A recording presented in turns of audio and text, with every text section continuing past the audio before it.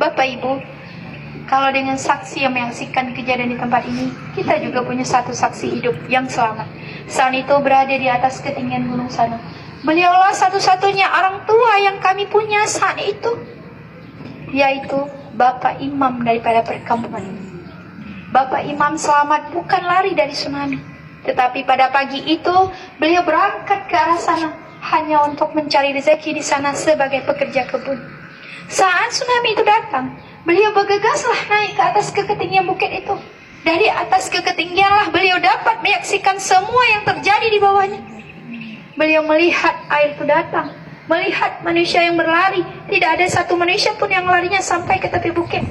Dan juga melihat kubah ini yang dibawa oleh air itu tadi terapung.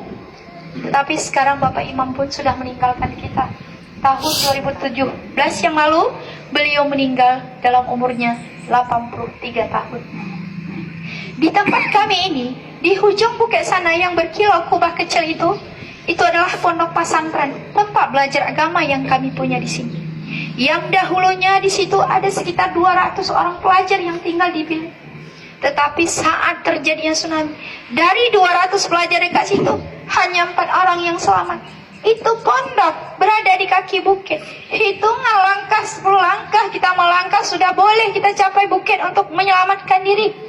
Tetapi saat itu tidak ada masa untuk kita lari, karena tsunami yang berlaku itu tidak ada amaran apapun dan tidak ada yang mengetahuinya.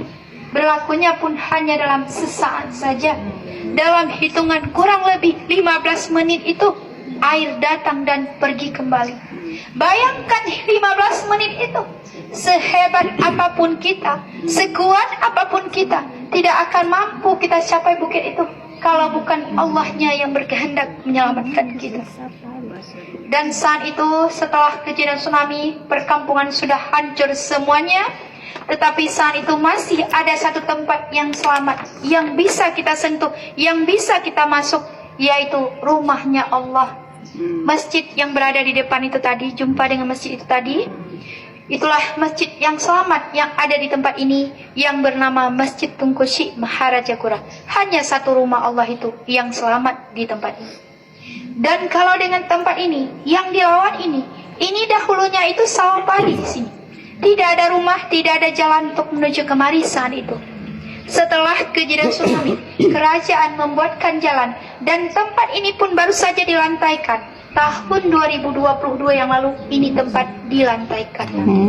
Dulu kalau kita datang sini, yang kita pijak itu adalah sawahnya. Kita juga dapat lihat tapak lantai yang melekat ikut terbawa sekaligus di bawah ini yang sudah tertanam.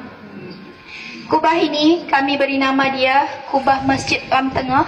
Asal dia daripada Kampung Lam Tengah dan sekarang dia berada di Kampung Gurah, Kabupaten Aceh Besar. Mengenai bangunan yang di belakang ini pun ini baru saja dibangunkan. Ini surau Kubah atau musala Kubah yang sepetak tanahnya adalah wakaf daripada orang Malaysia yang datang ke sini yang berasal daripada Kedah, Malaysia. Beliau membeli tanah, mewakafkan dengan perantaranya saya. Lalu daripada tanah wakaf itu, saya membangunkan tempat salat ini daripada sumbangan pelawat yang datang ke tempat ini. Alhamdulillah sudah berdiri seperti ini, tetapi saat ini belum digunakan dengan sepenuhnya dan belum jadi dengan sempurnanya.